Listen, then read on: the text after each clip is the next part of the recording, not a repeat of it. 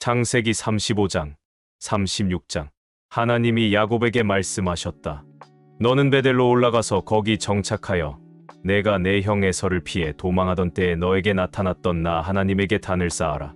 그래서 야곱은 가족들과 그리고 자기와 함께 있는 모든 사람들에게 말하였다.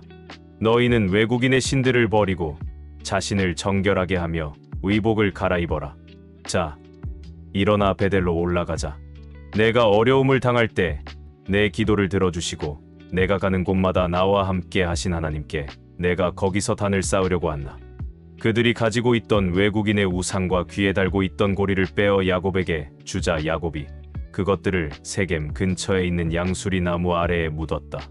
그리고서 그들이 그곳을 떠났으나 하나님에 대한 두려움이 그들 주변의 모든 성에 엄습함으로 그들을 추격하는 자가 아무도 없었다. 드디어 야곱과 그 일행은 가나안 땅의 루스 곧 베델에 도착하였다. 거기서 야곱은 단을 쌓고 그곳을 엘베델이라 불렀는데 이것은 그가 형을 피해 도망할 때 하나님이 거기서 그에게 나타나셨기 때문이었다.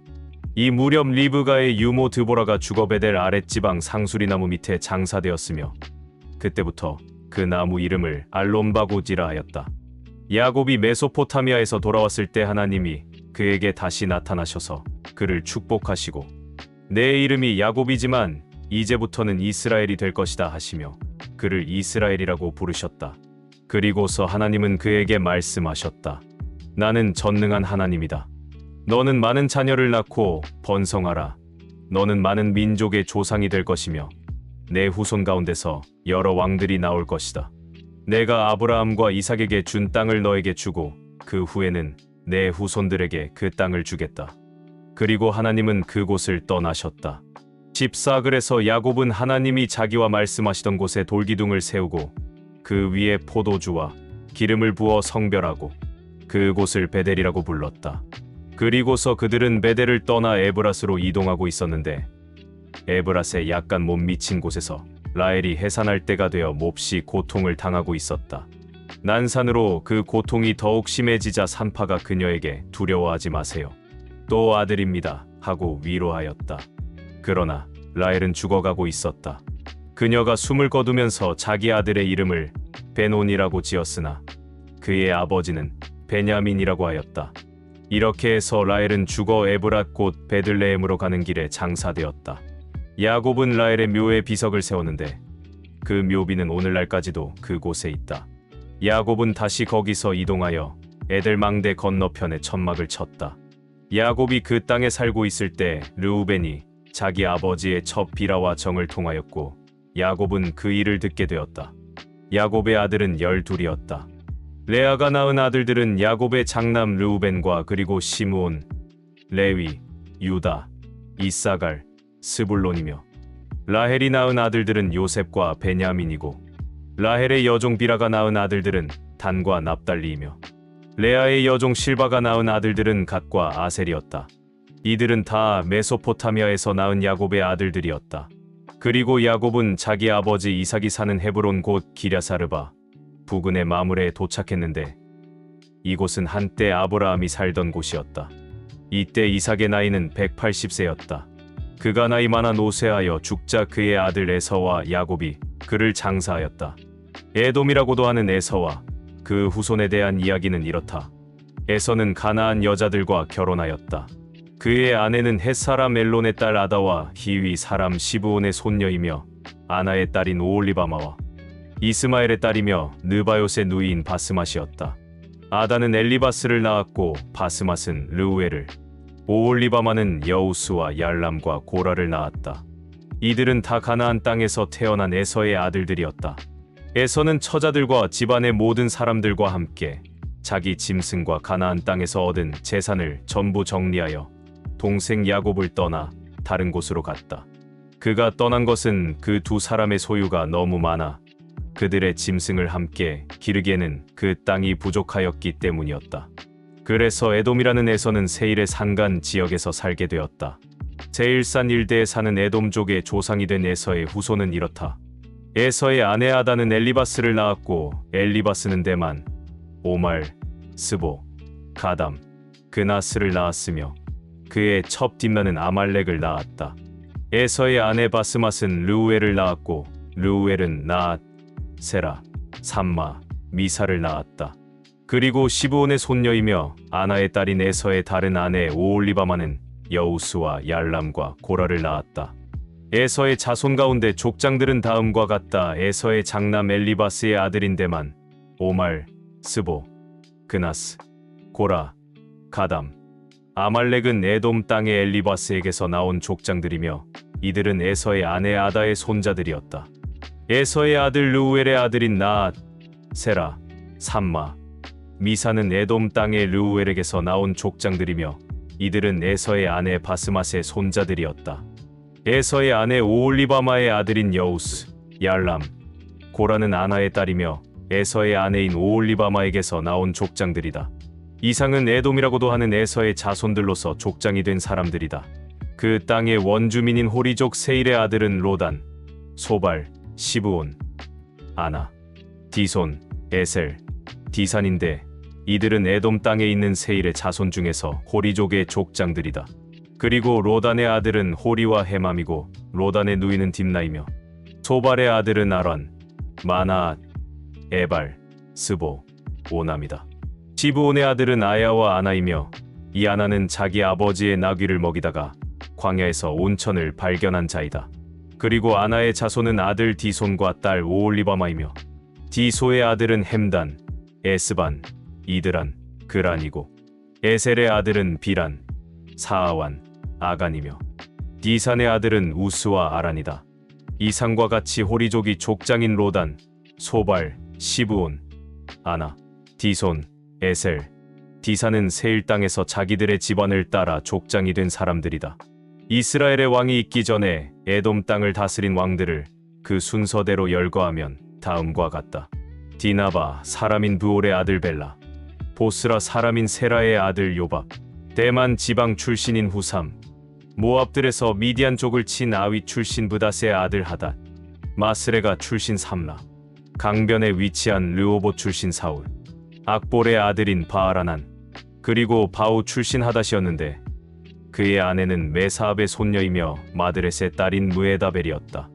에돔족의 조상은 에서이며 이들 부족들이 사는 지방의 이름을 딴 에돔의 족장들은 딥나, 아라, 여댓, 오올리바마, 엘라, 디논, 그나스, 대만, 밉살, 막디엘, 그리고 이람이었다. 마가복음 6장. 예수님이 그곳을 떠나 고향으로 가시자 제자들도 따라갔다. 안식일이 되어 예수님은 회당에서 가르치셨다. 많은 사람들이 듣고 놀라며 이렇게 말하였다. 저 사람이 이 모든 것을 어디서 얻었을까? 저 사람의 이런 지혜와 놀라운 힘이 어떻게 해서 생긴 것이냐? 저 사람은 마리아의 아들 목수이며 야고보와 요셉과 유다와 시몬의 형제가 아니냐? 저 사람의 누이 동생들도 우리와 함께 여기 있지 않느냐? 그리고서 그들은 예수님을 배척하였다. 예수님은 예언자가 고향과 친척과 자기 집에서는 존경을 받지 못한다 하시고 거기서는 아무 기적도 베풀 수가 없어서 병자 몇 사람에게만 손을 얹어 고쳐주셨다. 예수님은 그들이 자기를 믿지 않는 것을 보고 놀라지 않을 수 없었다. 그 후 예수님은 여러 마을을 다니며 가르치셨다. 그리고 예수님은 12 제자를 불러 둘씩 짝지어 보내시며 더러운 귀신을 쫓아내는 권능을 주시고 그들에게 이렇게 명령하셨다. 여행하는 데 필요한 지팡이 외에는 아무것도 가지고 가지 말아라. 식량이나 가방이나 돈도 가지고 가지 말고 신발만 신고 여분의 옷도 껴입지 말아라. 예수님은 다시 말씀하셨다. 어느 마을에 들어가든지 거기서 떠날 때까지 너희는 한 집에서 머물러라. 어느 곳에 서든지 사람들이 너희를 영접하지 않고 너희 말도 듣지 않거든 그곳을 떠날 때 신발에 묻은 먼지를 떨어 그들에 대한 증거를 삼아라. 그래서 제자들은 나가서 회개하라고 전도하며 많은 귀신을 쫓아내고 여러 병자에게 기름을 발라 고쳐주었다. 예수님의 소문이 널리 퍼져 마침내 헤롯 왕의 귀에까지 들어갔다. 사람들은 죽은 침례 요한이 다시 살아났다. 그래서 그가 기적을 행하는 이런 능력을 소유하게 되었다 하고 말하였다. 어떤 사람은 그를 엘리야라고 말하고 또 어떤 사람은 옛날의 예언자와 같은 분이라고 하였으나 헤롯은 듣고 내가 목 베어 죽인 요한이 다시 살아났다 하였다. 헤롯은 전에 자기 동생 빌립의 아내 헤로디아와 결혼한 일로 요한을 잡아 가둔 일이 있었다. 그것은 요한이 헤롯에게 동생의 아내와 결혼한 것은 잘못입니다 하고 말했기 때문이었다. 그래서 헤로디아는 요한에게 앙심을 품고 그를 죽이려 하였으나 헤롯이 요한을 의롭고 거룩한 사람으로 여겨 두려워하며 보호하기 때문에 뜻을 이루지 못하였다. 헤롯은 요한의 말을 들을 때 몹시 괴로워하면서도 그의 말을 즐겨 듣곤 하였다. 마침 헤로디아에게 좋은 기회가 왔다. 헤롯이 자기 생일날에 고관들과 고위 군지휘관들과 갈릴리의 귀빈들을 초대하여 잔치를 베풀었다. 그 자리에 헤로디아의 딸이 들어와 춤을 춰서 헤롯과 참석한 손님들을 즐겁게 하자 왕은 소녀에게 내 소원이 무엇인지 말해보아라. 내 나라의 절반이라도 주겠다 하고 약속하였다. 소녀가 나가서 자기 어머니에게 무엇을 요구할까요? 하고 묻자 그녀는 침례 요한의 머리를 달라고 하여라 하고 대답하였다. 그래서 소녀는 급히 왕에게 가서 침례 요한의 머리를 쟁반에 담아 지금 곧 제게 주십시오 하였다. 왕은 몹시 괴로워하면서도 자기가 한 약속과 잔치 자리에 앉아 있는 손님들 때문에 소녀의 요구를 거절하고 싶지 않았다.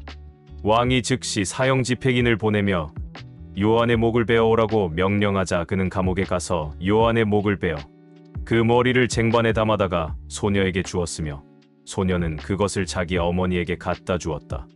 요한의 제자들은 이 소식을 듣고 시체를 가져다가 장사하였다. 한편 사도들이 돌아와 자기들이 행하고 가르친 모든 일을 예수님께 보고하였다. 그때 예수님은 그들에게 외딴 곳으로 같이 가서 잠시 쉬도록 하자 하고 말씀하셨다. 이것은 오고 가는 사람이 너무 많아 식사할 겨를도 없었기 때문이었다. 그래서 예수님의 일행은 배를 타고 조용한 곳으로 떠났다. 그러나 그들이 떠나는 것을 본 많은 사람들이 예수님의 일행인 줄 알고 여러 마을에서 나와 육로로 달려가 그곳에 먼저 도착하였다. 예수님은 배에서 내려 많은 군중들을 보시고 목자 없는 양과 같아서 그들을 불쌍히 여겨 많은 것을 가르치셨다. 날이 저물어 가자 제자들이 예수님께 와서 말하였다. 이곳은 벌판인데다가 날도 이미 저물었습니다. 사람들을 가까운 마을로 보내 각자 음식을 사 먹게 하십시오. 너희가 저들에게 먹을 것을 주어라. 우리가 가서 200데나리온이나 들여 빵을 사다가 먹이란 말씀입니까? 너희가 가진 빵이 몇 개나 되는지 가서 알아보고 오너라. 그래서 제자들이 알아보니 빵 5개와 물고기 2마리뿐이었다. 그때 예수님이 제자들에게 모든 사람을 떼지어 풀밭에 앉히라고 지시하자 그들은 100명씩 50명씩 모여 앉았다. 예수님은 빵 5개와 물고기 2마리를 받아 들고 하늘을 우러러 감사 기도를 드리신 다음 빵을 떼어서 제자들에게 주시며 사람들 앞에 갖다 놓게 하였다. 그리고 물고기 2마리도 모든 사람들에게 나누어 주셨다. 그래서 그들은 모두 실컷 먹고 남은 빵과 물고기 조각을 12광줄이나 거뒀으며 먹은 사람은 남자만 약 5,000명이었다. 예수님은 군중들을 돌려보내시는 동안 제자들이 서둘러 배를 타고 자기보다 먼저 건너편 벳세다로 건너가게 하셨다. 군중을 다 보내신 후에 예수님은 기도하시려고 산으로 가셨다. 날은 이미 저물었고 제자들이 탄 배는 바다 한가운데 있었으며 예수님은 혼자 육지에 계셨다. 바람이 휘몰아침으로 제자들이 노를 젓느라고 애쓰는 것을 보신 예수님은 새벽 4시쯤 바다 위로 걸어서 제자들에게 오셨다가 그대로 지나가시려 하셨다. 그때 바다 위를 걸어오시는 예수님을 보고서 제자들은 유령인 줄 알고 모두 놀라 소리를 질렀다. 그래서 예수님이 즉시 그들에게 나다. 무서워하지 말고 안심하여라. 하시면서 그들이 탄 배에 오르시자 곧 바람이 그쳤다. 제자들은 너무 놀라 어쩔 줄 몰랐다.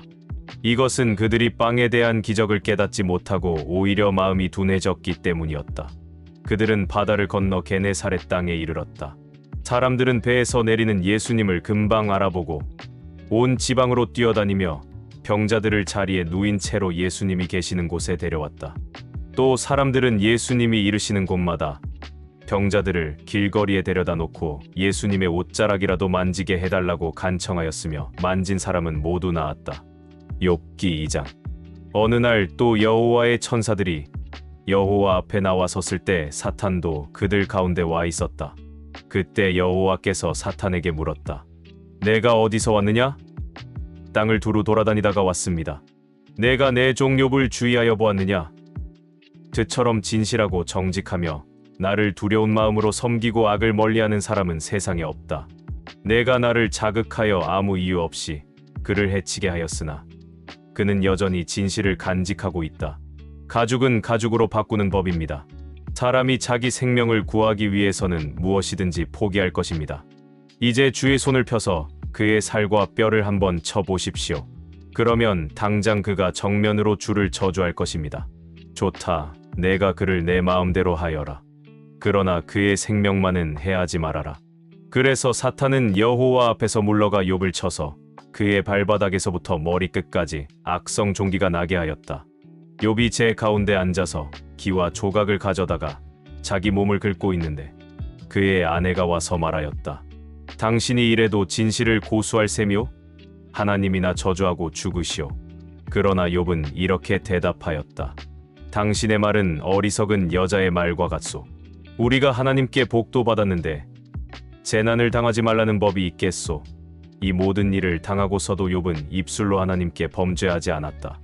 그때 욥의 세 친구들은 욥이 당한 모든 일을 듣고 서로 연락하여 그를 찾아보고 위로하고자 각자 자기 집에서 출발했다.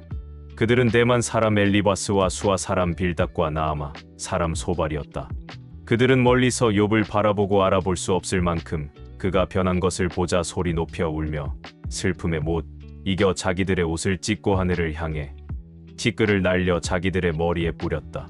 그리고서 그들은 밤낮 7일을 꼬박 그와 함께 땅바닥에 앉아 있었으나 욥의 고통이 너무 큰 것을 보았기 때문에 말 한마디 하는 자가 없었다. 로마서 6장. 그러면 하나님의 은혜를 더 받으려고 계속 죄를 지어야 하겠습니까? 결코 그럴 수 없습니다. 이미 죄에 대하여 죽은 우리가 어떻게 죄 가운데 그대로 살 수 있겠습니까? 여러분은 그리스도 예수님과 연합하는 침례를 받은 우리가 그분과 함께 죽었다는 사실을 모르십니까? 우리는 그분의 죽으심과 연합하는 침례를 받음으로써 그분과 함께 묻힌 것입니다. 이것은 그리스도께서 죽은 사람 가운데서 아버지의 영광으로 살아나신 것처럼 우리도 새로운 생명 가운데서 살도록 하기 위한 것입니다. 그리스도의 죽으심으로 우리도 함께 죽었다면 그분의 부활하심과 함께 우리도 틀림없이 부활하게 될 것입니다. 우리의 옛 자아가 그리스도와 함께 십자가에 못 박힌 것은 죄의 매인 육체를 죽여서 다시는 죄의 종이 되지 않게 하려는 것인 줄 압니다. 죄에 대하여 이미 죽은 사람은 죄에서 해방된 것입니다. 만일 우리가 그리스도와 함께 죽었으면 또한 그분과 함께 살아날 것도 믿습니다. 우리는 그리스도께서 죽은 사람들 가운데서 살아나셨으므로 다시는 죽으실 수 없고 죽음이 더 이상 그분을 지배하지 못할 것으로 알고 있습니다. 그리스도께서는 죄에 대하여 단 한 번 죽으시고 하나님을 위해 영원히 살아 계십니다. 이와 같이 여러분도 죄에 대해서는 죽은 사람이지만 하나님을 위해서는 그리스도 예수님 안에서 살아 있다고 여기십시오. 그러므로 죄가 여러분의 죽을 몸을 지배하지 못하게 하여 악한 욕망에 따르지 않도록 하십시오.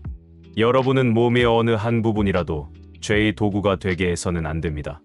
오히려 죽은 사람 가운데서 다시 살아난 사람처럼 여러분 자신을 하나님께 바치고 여러분의 몸을 정의의 도구로 하나님께 드리십시오.